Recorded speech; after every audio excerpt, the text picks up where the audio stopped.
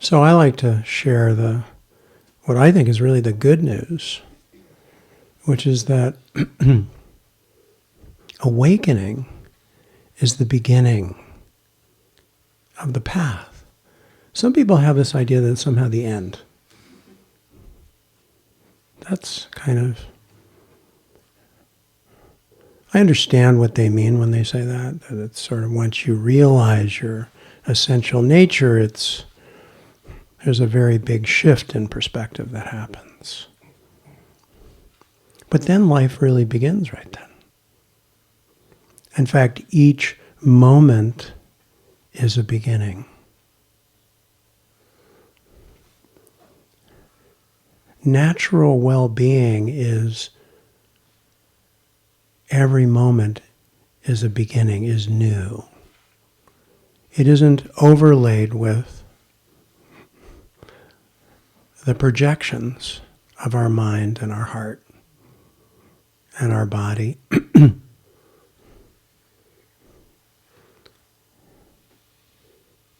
We're free of conclusions, anticipation.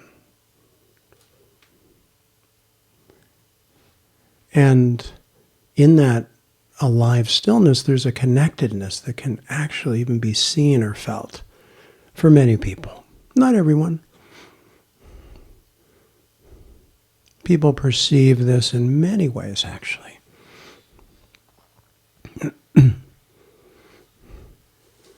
And as I'm sure many of you have heard me share before, but again, I think it's worth repeating, is that everybody's unfoldment is completely unique. The essence of that unfoldment, the fuel that feeds the fire, is essentially universal. This presence is universal. But how it moves through a nervous system, how it heals one and transforms one, is very unique to an individual. Therefore, the other good news is you don't have to follow anybody. In fact, you can't. It's not possible to follow someone else's unfoldment. You can benefit from what they learned. You can benefit from their aliveness if they're living in that presence, certainly. But the real goal is to find out right now, every moment, whenever you decide you want to find out, how to let it unfold right now. How to let that natural well-being permeate your life. And actually guide you.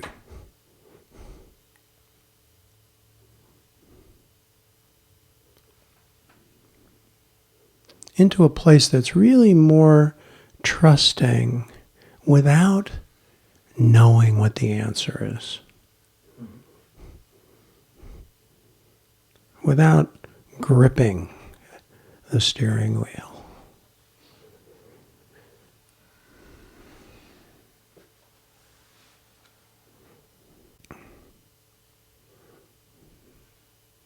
So it's really about how to live this life as well as possible, really. Because we all, depending on our individual circumstances, have a huge range of life challenges, some, very difficult, overwhelmingly difficult, and others really quite wonderful at times, wonderful and fulfilling. Hopefully we have at least a mixed bag.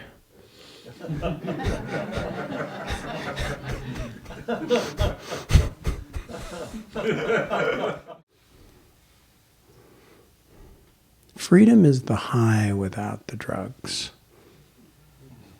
But freedom is not an altered state. Freedom is real happiness. And when you discover it and you cultivate it, it just grows and expands and gets more wonderful, actually, more loving, and you kind of get higher. Don't worry, you're getting it. It's permeable. You can't not get it. You don't get it up here. I mean, maybe you do, that's fine. That's cool. That's not important. This is, if you want to get it anywhere, it's here. Drop down a couple of floors to the heart and just check in there. Are you happy right now? Are you sad? Are you tired? You want a hug? I didn't bring the bunny, but give yourself, some tenderness, okay? And just trust that you're getting it, that this field here has a kind of, it's permeable. We can't not unfold into that which we really are. Suffering is resisting that. Brother David told me once that the actual literal definition of sin was to be out of grace, to be disconnected. That's really what it was. Not some behavioral thing, external thing. It was a deeper understanding. So even if you're disconnected right now, even if you're feeling separate or isolated or in pain, can you just meet what's happening with some kindness and gentleness and acceptance, and just see what it's like to not struggle for a minute. Take a break from struggling if you can. People often don't even know they're struggling. I'm fine.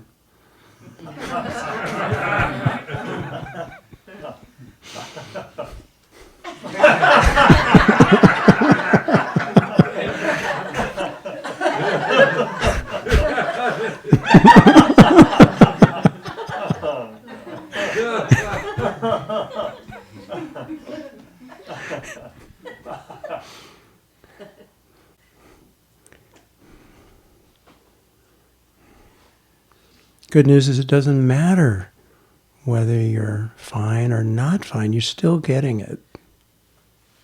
Even if you don't think you're getting it, even if you don't believe you're getting it, even if you don't feel it. How can you not be what you are? I mean, basically it's just plain illogical. It doesn't even make sense. I'm a very simple guy, believe it or not. Like my grandmother, common sense. I love that word. She used to say, it's common sense. Have we lost common sense? I think so. Maybe that's what we need to call it, regaining common sense in the land of enlightenment. The practical guide to freedom. Okay, we're going to rewrite the title. I'll let the publisher know.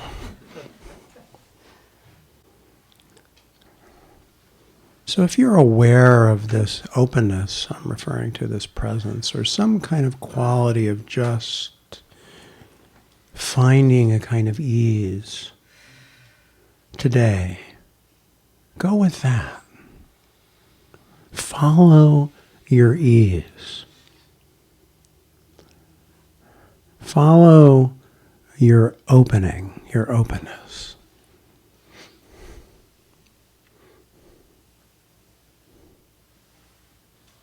welcome the opening. You may just notice all of a sudden, wow, something's expanding. Let's expand. Okay, well, I got to think about, or what is he saying? Forget that.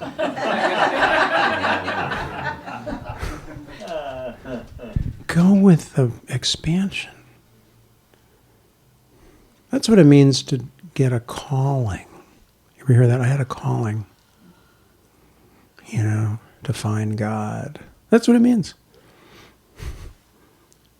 Your natural opening is becoming conscious. Just follow that. That's the real truth. That's the real teaching. It's within you.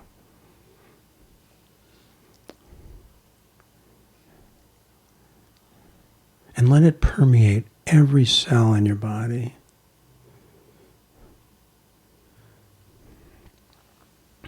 Let it nourish and nurture all those parts of you that are sore and hungry. Okay? Because this presence is healing. And it may even produce a healing response in you while you're here today. It can activate those things which have been unseen, unfelt, unexpressed. So you may get a little bit of cathartic movement. And that's fine.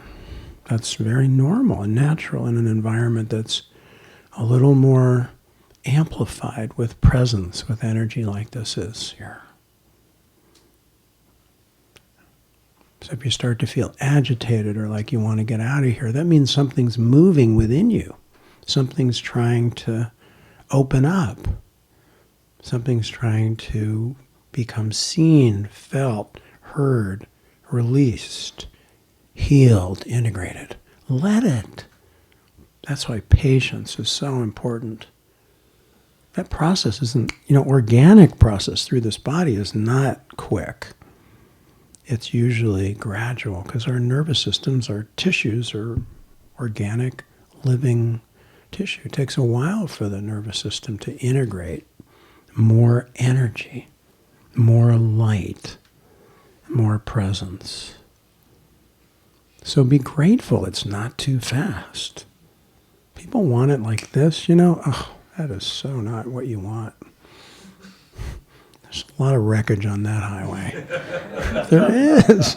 I've been around a long time. I've seen it firsthand, close up. No, be grateful you're screwed up and not happy. No, I'm just... That's not what I meant. I was just kidding. I was just being bad. Bad teacher. Go back to your room.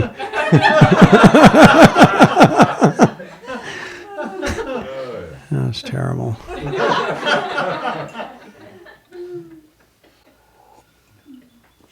No, if you feel like I'm just the slowest one and I'm never getting it. Everyone else is getting enlightened. I go to these retreats, there's so many people getting enlightened. It's really bugging me. Maybe I should take ayahuasca after all. Screw it, I want to get high. I mean, it's just...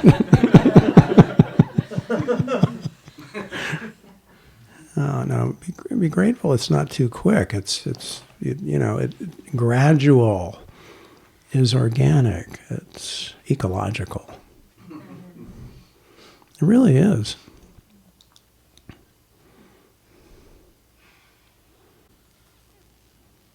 If you have this pressure of saying, well, gee, I better get enlightened, otherwise I'm running out of time or whatever.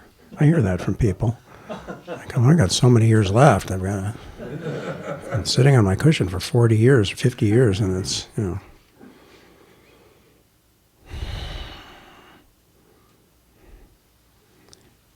Maybe it'd be wonderful just to let go of this idea of time and getting something. Would it be nice just to, today, maybe that would be a goal, is just to not care anymore. Like, what are you talking about? You think we paid $50 to come here and not care? Or 60, whatever it is? I care a lot. Are you kidding? I care a lot. That's insulting.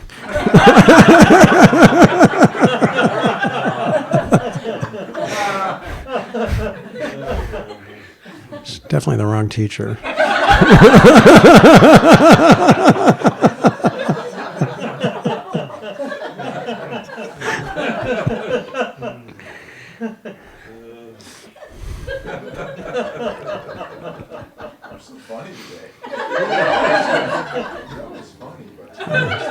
I'm sorry. It's lack of sleep. And then sugar. It's a really great combination. Oh, I'm just trying to lighten you up a little bit. That's my big goal in life. Not take it seriously. I used to be so serious about all this. I was, makes me cry thinking about it seriously. Seriously. That's funny.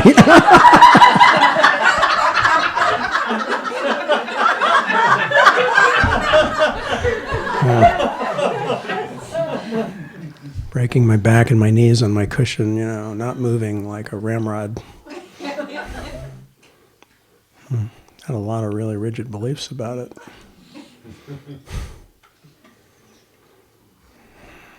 That's okay, those will all dissolve.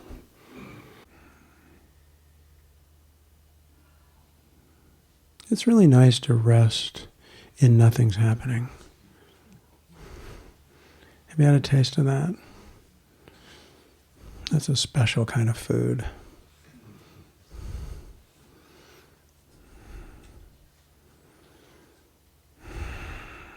That's the food that nourishes very deeply.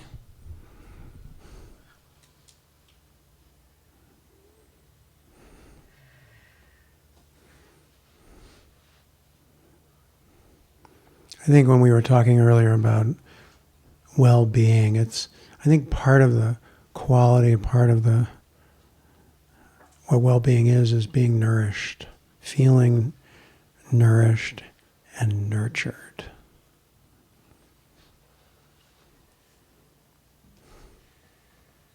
Kind of held by the loving heart of the universe or something. The Divine Mother.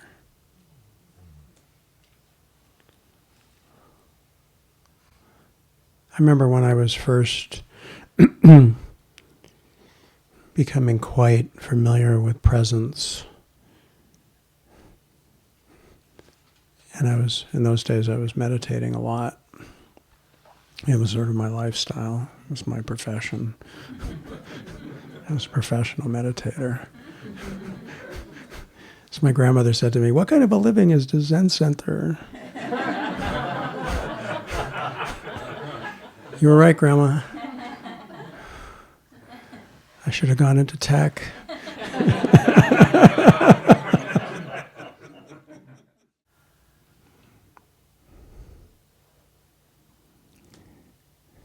When I was getting used to presence, I often felt like I was floating on my back. When I was meditating, just this kind of amazing feeling of just like floating. Have you ever felt that where you're just sort of lean back and you're just floating in this weightless softness?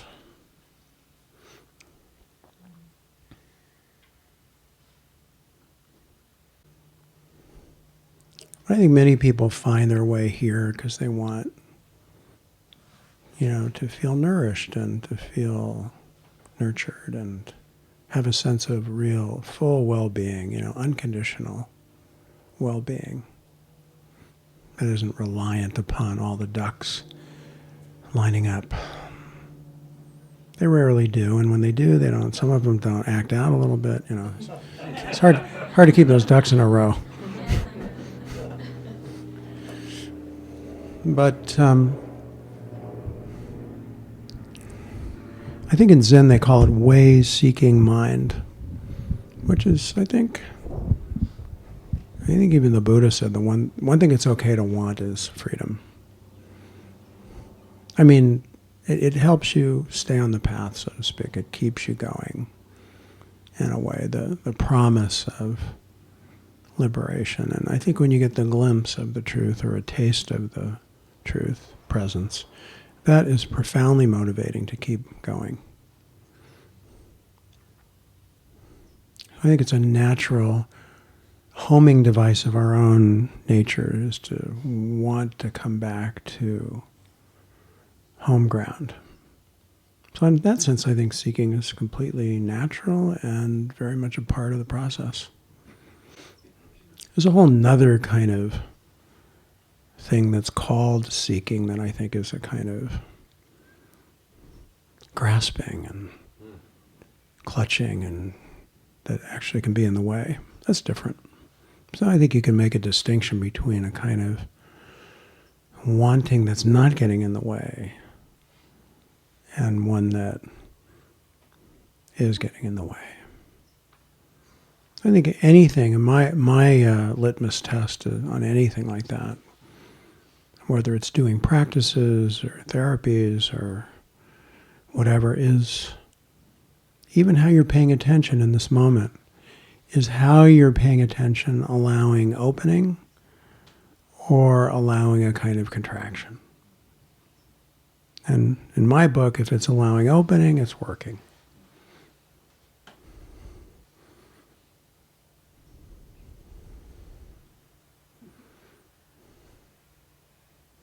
I think seeking, another word for that in some sense, is a kind of longing. And I think people have a deep longing in their heart for freedom.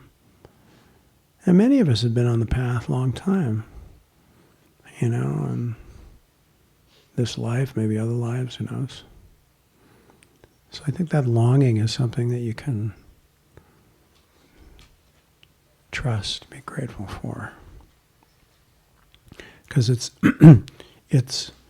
we know deeply that being realigned with our deep self is very much a part of what being alive and being a human being is about.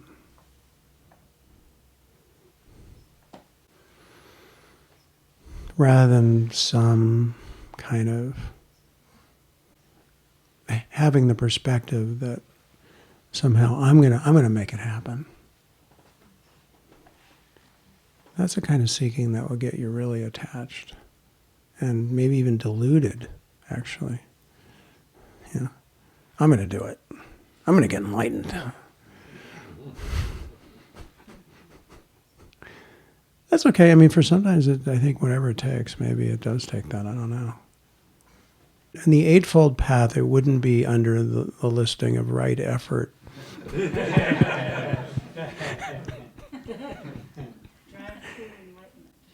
Yeah. The Eightfold Path, it's good stuff. If you understand it.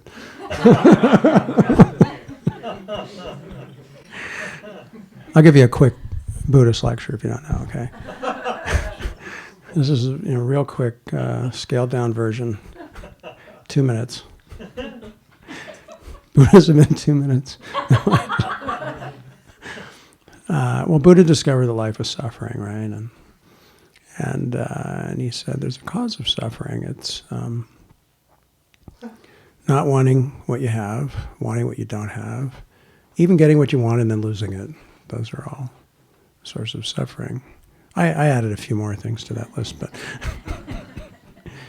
and that there's an end to suffering, and it's the Eightfold Path. Right effort, right livelihood, blah, blah, blah. So that's it. That was less than 2 minutes.